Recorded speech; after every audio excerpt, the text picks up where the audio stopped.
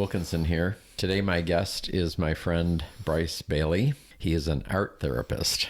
What is an art therapist, you ask? Well, I'm sure he's going to tell us. So say hi, Bryce. Hi there. It's nice to be here. Thanks for inviting me, Wilkinson. Great to have you. Let's hear a little bit of your story. How did you get to be an art therapist? We'll talk about what it is later, but tell me a little bit of your story and how you got to be an art therapist.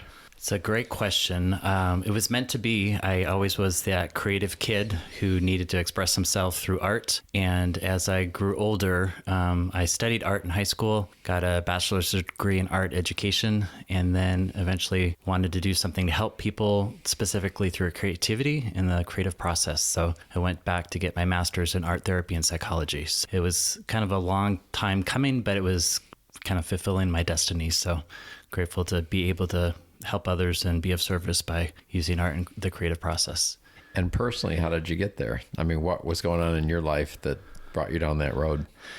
Tell a little bit about your story, as much as you're comfortable talking about. Awesome. So I'm from Seattle, kind of grew up in Woodinville in the suburbs, and came from a really supportive family that always encouraged me to be myself, parents that are still together, 2 younger sisters. And I loved doing art. I have lots of pictures, chalk drawings, all sorts of things all growing up, and was always felt like I could do that as a means of expression. But there was something within me that felt a little different, and I didn't know how to express that. Growing up in the church, United Methodist, and that was a big part of my journey all the way through private Christian high school and into college. And so how art therapy and creativity came into my life was as a result of needing to express some things that I couldn't really talk about, coming from a pretty conservative background, being the best little boy, really trying to hold it together on the outside. But I knew that I had some internal struggle happening. So I turned to drugs and alcohol when I became legal, and got into feeling depressed and suicidal eventually after coming out, being gay. It all kind of happened at the same time after growing up very conservative. So my story... when was this? How old were you, or what year? I was 20 years old, 21, sophomore in college. So I was leading a Bible study and then dorm president. And then that next year I went to a gay bar, had my first drink, and then I just got into drinking alcohol and experimenting with drugs for about 7 years out in the parties, circuit parties and bars, and kind of left all of my Christian faith and church behind, and kind of explored really trying to fit in. And I only knew how to do that through drinking, and was kind of self-medicating my depression and not feeling okay with being comfortable in my skin through drugs and alcohol. And that led to a deeper depression. And that eventually, when I was 26 years old, I just had my 25-year anniversary of getting to that point of desperation and kind of a breakdown that led me into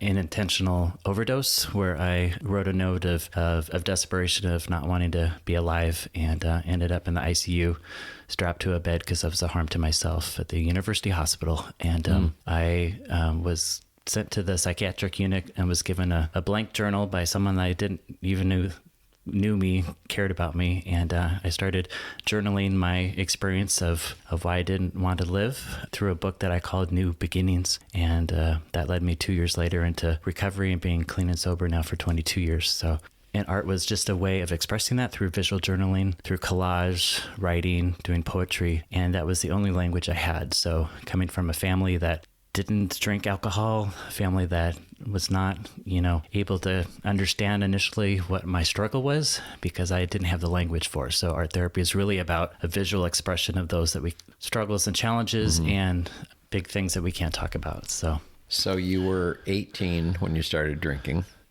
Well, actually, it was more 2021. 2021? Yeah, okay. It was a late bloomer. Legal 21. Yes, that's right. yeah. Okay, sorry about that. No. I misunderstood. So you went from, it sounds like 0 to 60. Real quick. Bam. Yes. And started drinking and just changing everything. Yeah. Had you, so what I'm unclear on is, were you out at that point or no? It's a great question, because it was right around that time period. Like I said, I was leading a Bible study in my dorm, I had a lot of my friends were, part of that. And you were still in the Christian college at this point? Correct. Okay. I was part of, all the Christian organization stuff. Right. And had gone on mission trips with my family around the world. And so I knew more and more from a very young age that I was different, and that manifest into knowing that I was attracted to boys instead of girls. I've never had a girlfriend. And so at that time, when I was 20, turning 21, I had someone that was very comfortable with who he was. He had just come out, and he kind of took me under his wing and took me to a gay bar, and I had my first drink. And it felt like I could exhale for the first time in a long time, because I was holding so much in of not being congruent with who I truly was inside. Mm-hmm. And so it was such a contrast. So he knew you were gay. Yeah. You came out to him. I did. And I wasn't sure that I knew that it was going to be true. I knew it resonated. I didn't know how I was going to be able to reconcile being Christian and coming from my family. And my experience was my mom, who my parents have been so supportive through this whole entire life journey. My mom and I have been so close, such a mama's boy. And she knew right around that time period that I was struggling with something. And through a dream, God told her that her son was gay. Oh, really? Yes. Oh. And I wasn't ready to talk about it. But there was this... So did she approach you? She did. It was kind of in between my sophomore and junior year. And remember like it was yesterday. And we were driving around and in the car, and she had a hard time articulating it because she was really struggling of Plus why. she probably didn't know if the dream was just her thinking something, or did God really show her, exactly. or was it both, or just her knowing? Yes, it was someone from her past that had been, came out as gay, telling her that your son is gay. And so she asked me, because she knew I went out dancing and had a fun time, and she was just really curious, and it was it's a challenge for her to talk about it, because we always were pretty open about things, but it was hard to talk about things that we were struggling with, right, to be honest. And so she asked when I was out dancing, if I was looking at the girls or at the guys, and I wasn't prepared for that. So I said, I'm looking at everyone. I love everyone, Mom. And oh, wow. she stopped the car and she told me about her dream, and we both started crying. And and she just said, that we should probably tell your dad. And within... Wait. So you're telling her, you looking at both, but I'm not that she tells you the dream. Did you say, yes, that's true at some point, or no? No, because deep down inside me, I didn't want to be. And so this is right before I really admitted to myself. And so I was really praying that I wouldn't be that way, because I didn't have any framework of how I was raised to be gay. And what did she want you to tell? What did she want to talk to your father about then, if you hadn't agreed with her? Yeah, I didn't say that I wasn't gay. I just said that I was struggling with sexuality, and the language back then was, we didn't have growing up in a church and, being so conservative, we didn't have kind of an open forum to be able to discuss those things. Right. I never, my parents had never drank alcohol. There was no abuse. There was no arguing. We just followed kind of what we were in that perfect little family in the church. And I'm so grateful for a lot of what I grew up with. But when it came time to admit something of my truth, I really didn't know how to say that. And so she just wanted, I think, me to know that both she and Dad wanted to go alongside me with working through that. Okay. And so the first thing that they did is tell my pastor, and they really wanted me to talk with him. And I have to say, honestly, that Pastor Larry at that time in the church would be one of the most safe and wonderful people to be able to talk through that, because he was what I think of like a kind of a man of God. Like, he was loving of all people. Right. And I thought that if anyone, I was never told I was going to hell or excommunicated, or I wasn't shamed into, I just knew that it wasn't okay. And so I told my parents I was not ready to talk to someone like Pastor Larry, and I wasn't going to come home for Easter if they made me do that. So it was a little bit of a struggle at the very beginning. Right. But then they just kept loving on me through that process. And my dad called a family meeting. And so my mom and dad and my two younger sisters and I sat in the living room in our home in Woodinville. And I knew why we did that. It was so that I could come out to the family. And but you hadn't admitted it to them yet, right? You're just saying, I'm struggling. So they're kind of pushing you to come out? No, there was no no pushing. I knew. Well, if you're in a family meeting where you're going to say you're gay, that seems like it to me. But it was like within a month probably that we had the family meeting. Okay, but at some point you did agree with them. Yes, and said yes. I knew my truth. Okay, I just was trying to soften the blow in terms of how do you your whole life, because the one thing my mom did say is that we've been praying for you every day for the woman you're going to marry, and they knew deep in my heart that I wanted to be a husband and have kids. Like that was my heart's desire. Right. So I felt devastated because back in late 80s, 90, we didn't think we could get married and have families. Right. And so I was so saddened by that because I wanted so much to go along with how I was raised. Right.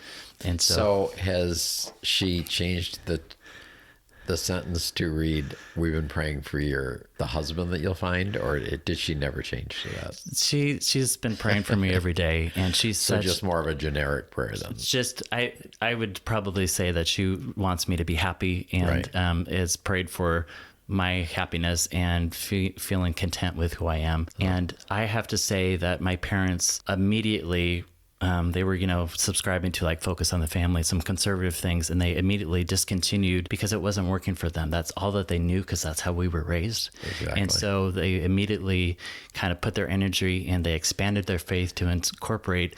They knew that I was born the way that I was, and they really quickly went into how can we support his journey. And initially that was hard for me because I didn't have the words and the language to understand growing up so conservative Christian into like being gay. I didn't think you could be both.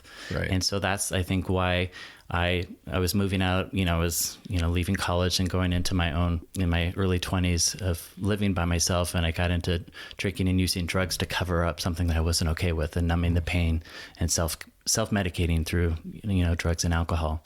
So you had parents that were accepting, and that was early 20s at that point? Correct. But then around, you said 25, 26 is when you had the showdown, right? Yes, yeah. So if they were accepting, what was driving you to that? Was it yourself accepting yourself, or what was it? Exactly, yeah. I was so shame-ridden and so not okay with who I was.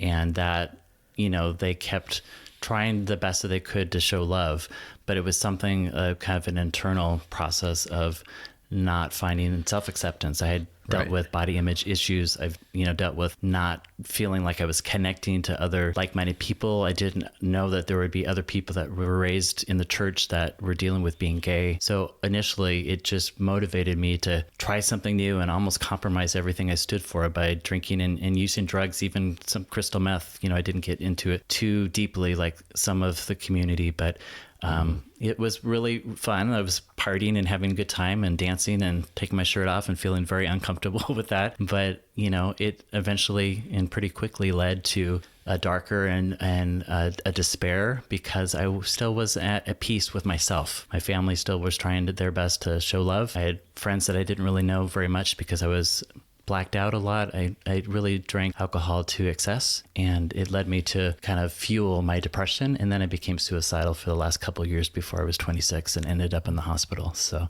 yeah, it was. And then it sounds like you got some light shining on you from that point. Yeah. How did that unfold? I just, it's hard at that time period because I was so lost. And my family came to visit me at University Hospital when I was strapped to this ICU bed. And I don't remember that because I was checked out. But my best friend and friend from college will often remind me of that look on my mom's face, of that helplessness and that sadness that I couldn't feel loved and accepted for who I was. And so I knew at that point when I was given this blank journal that was collaged on the outside, it was so fitting because I was wanting to get back. I kind of lost all my art and my creativity through my addiction. And when I was presented this book that I called New Beginnings, and the first page has my suicide note on it. And that's the start of trying to make sense of how there was something within me that wanted to live and wanted to have something different. But so did your friend give you the blank journal, or was that note in there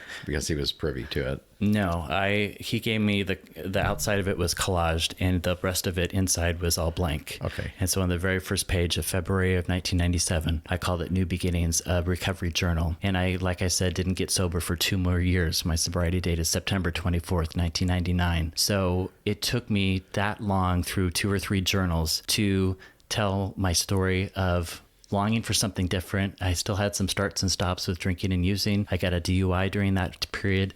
I got into even more trouble, but that outlet and that safe container of a journal was where I was able to tell my story. And I just recently came across a picture of my family, my mom and dad and my 2 younger sisters and I gathering together in a restaurant, and I would share my journals because that would give voice to my struggle because I couldn't talk about it. And that's ultimately what art therapy is to me, is when you have something, a trauma or something that's really been a struggle and dealing with depression, anxiety, extreme pain, hopelessness, when you put it in an art form, sometimes even like a safe container, like a journal, and then share that, give voice to it by reading that or looking at that. And we had an interaction with my struggle, and they, like I said, never gave up on me and were cheerleading me into when I was ready to get sober.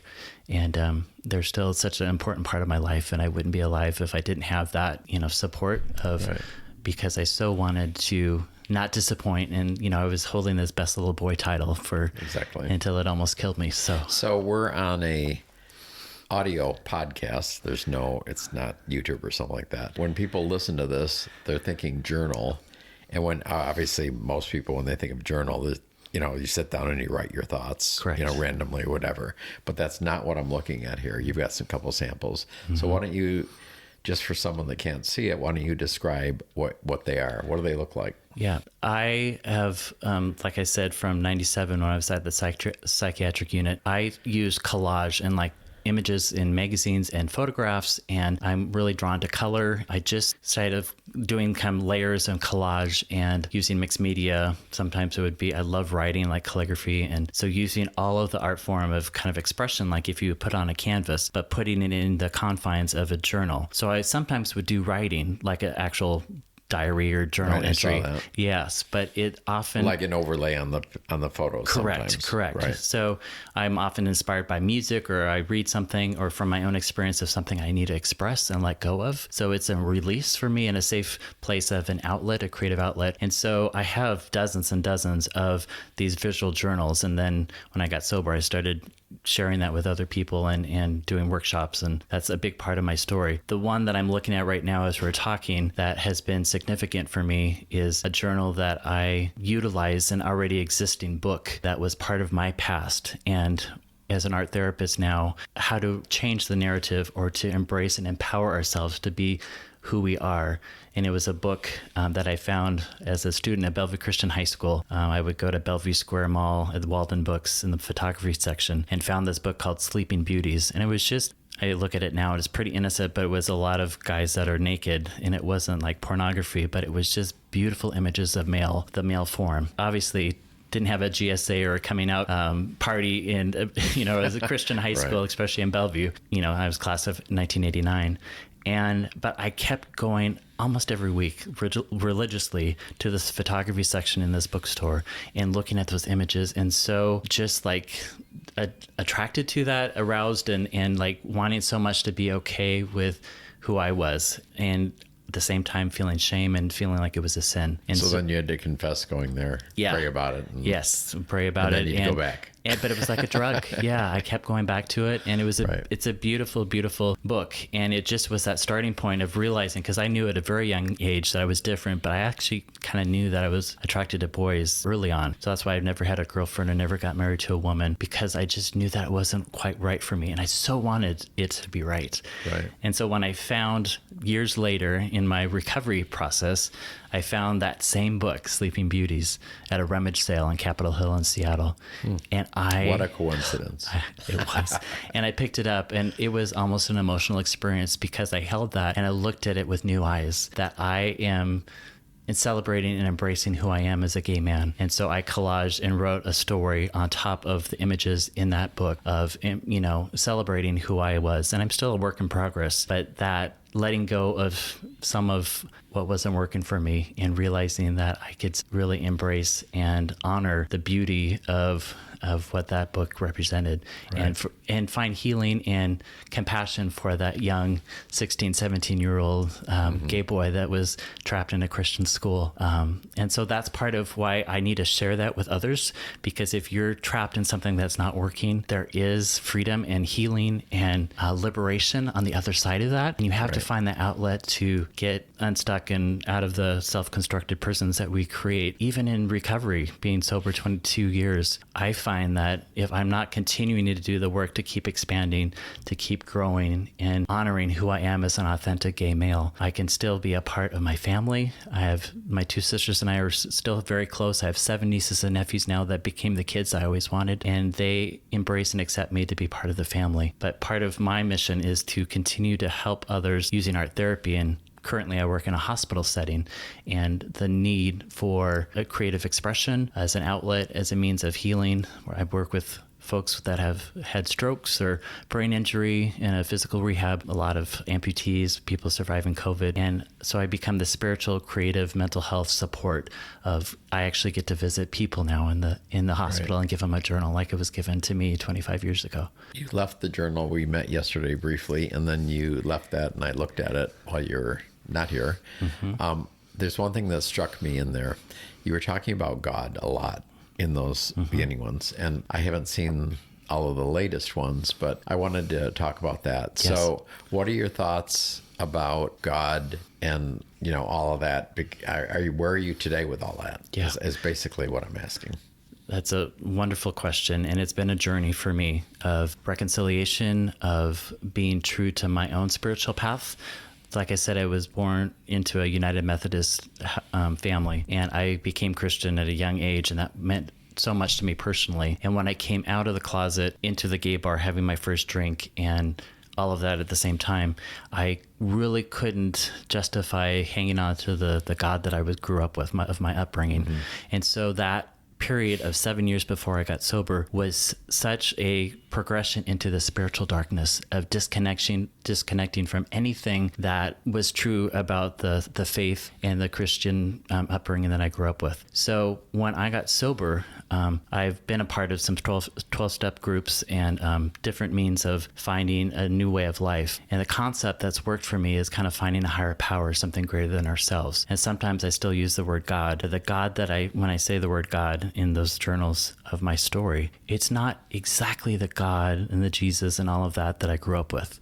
Right. But there's parts of it that fundamental, like the goodness and the kindness, and the parts that before it got clouded with dealing with sexuality and, the values that I grew up with, I'll be forever grateful for. It kept me safe. It kept me alive because I was so repressed for a long time, but I literally had to recreate a God of my own understanding. So when I use the word God, it's not meant to be like a Christian version of that, although I have been part of spiritual communities in the last 22 years that have been helpful, of people that, were raised in the church and came out being gay later. One was called Spirit of the Sound up in Seattle. And that was very healing and kind of a prodigal son moment for me, that I could be gay and that God, my lesbian minister, said, God is wildly in love with you.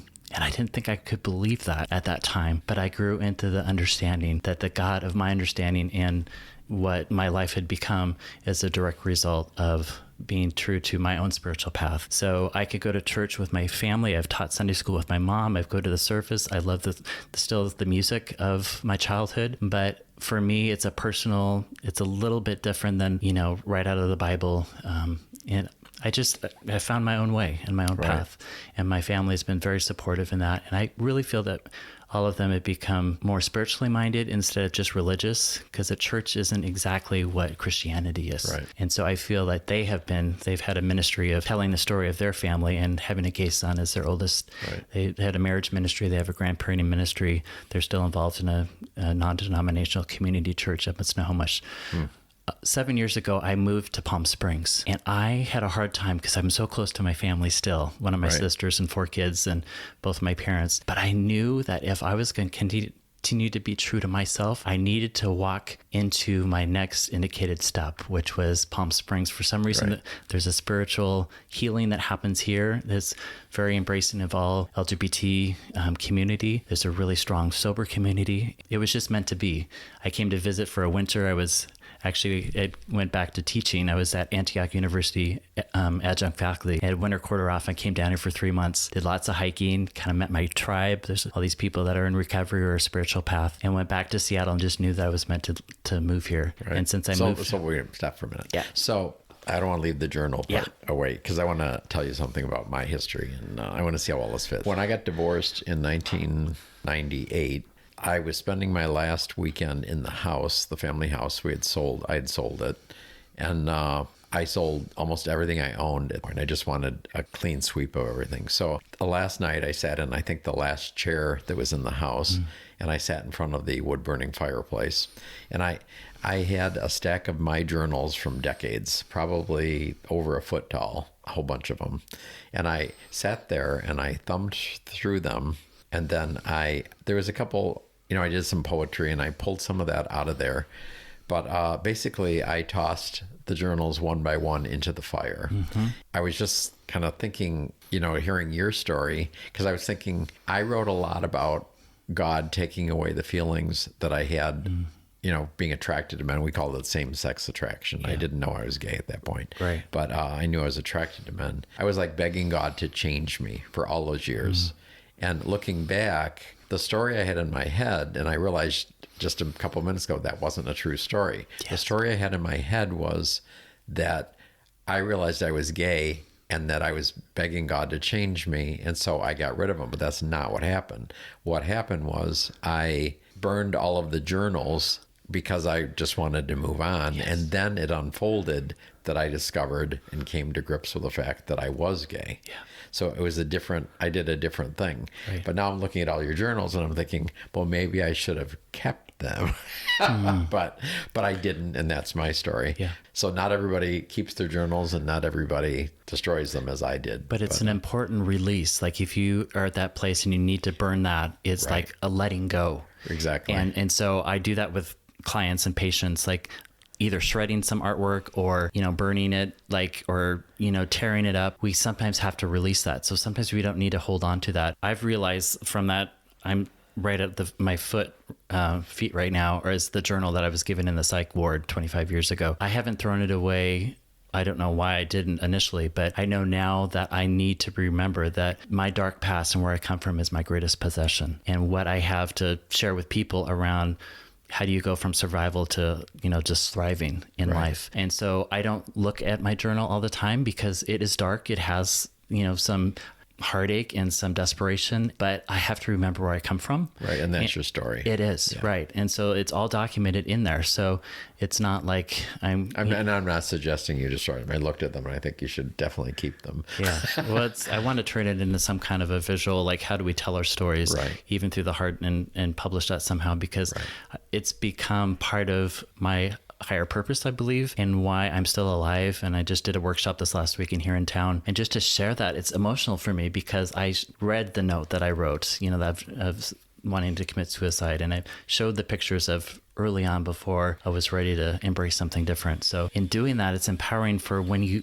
we're going to go through struggles. Life is not going to be always easy, but we can use the outlets, the creative process in terms of letting go of those things that we get stuck in. Otherwise, I don't want to die today. Right. I actually woke up and I'm happy to be alive. Right. And that is new from 25 years ago, where even though you can get all this love from family and friends that you don't even think to don't give up before the miracle, really. When you were talking a few minutes ago, because I guess I had a false belief on what you do, I'm assuming you're in Palm Springs and you're doing all this journaling with just LGBT or gay men, but that's not the case then. You have other people, because you said people have had physical things happen to them and stuff like that. Yeah, when I first moved here, I was hired at a local treatment center that was dual diagnosis for people dealing with mental health and addiction. And so I often would provide support and offer the groups for the LGBT, mostly gay guys that came for treatment and for recovery. So I used art therapy, and I've always been